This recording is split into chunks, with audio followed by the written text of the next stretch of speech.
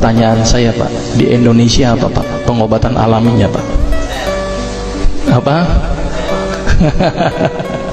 Saya bangga menceritakan pengobatan ini ketika saya kemarin ceramah ke Malaysia dan Singapura, dan mereka tidak pernah mengenal pengobatan yang dilakukan di Indonesia.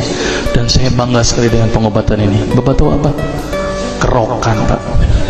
Dan saya bangga sekali, dan saya yakin tidak ada di Amerika, di Jepang, di Cina, saya yakin nggak ada di kerokan Pak. Dan saya bangga dengan kerokan. Mudah-mudahan tidak dipatenkan oleh Jepang lagi Pak, mudah-mudahan. Dan kerokan luar biasa loh Pak.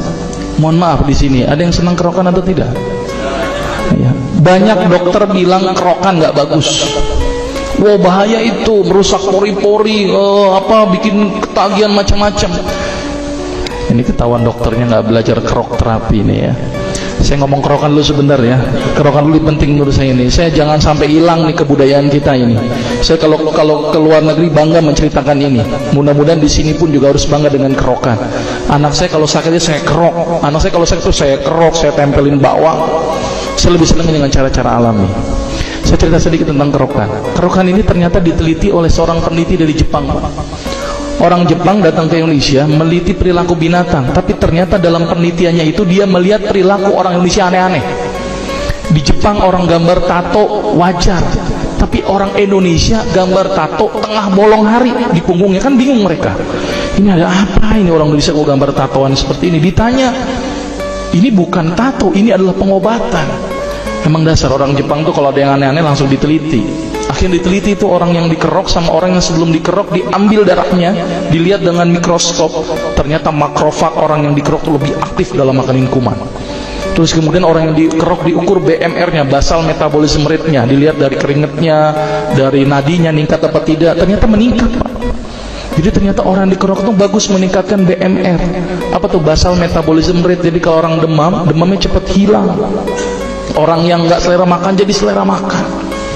Luar biasa itu penelitiannya. Tapi ada syaratnya Pak, ini yang cukup penting. Ternyata ini ngomong kerok nggak apa-apa ya, sedikit ya. Kerokan tidak boleh menggunakan logam. Itu yang bikin jelek Pak. Pakai apa dok? Bawang merah.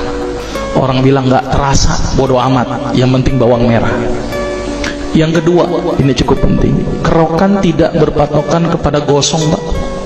Selama ini kita kalau kerokan kan kalau belum gosong belum pindah-pindah kan, kerok terus baru pindah lagi kan, ini nggak bener ini Pak. Ya cukup 3-5 kali selesai. Yang ketiga, selama ini kita kerokan tuh asal-asalan Pak, asal gambar tulang ikan jadi kan gitu kan. Padahal itu ada aturannya Pak, harus di sela-sela iga, tulang atas tulang bawah di tengahnya. Kalau bisa agak mepet ke tulang atas, karena itu tempat keluarnya arteri, vena dan nervus costae. Jadi itu luar biasa, dan dikerok itu bukan sekali aja Pak, sehari bisa 3 kali. Dan saya bangga dengan kerok ini. Mudah-mudahan tidak hilang di muka Indonesia ini, di bumi ini. Sepakat Pak kerokan? Ya, saya kalau siap ceramah-ceramah saya tampilkan kerokan terus. Dan saya bangga. Di Malaysia tetangga kita aja nggak ada yang kerokan Pak. Ya, jadi kita harus bangga itu.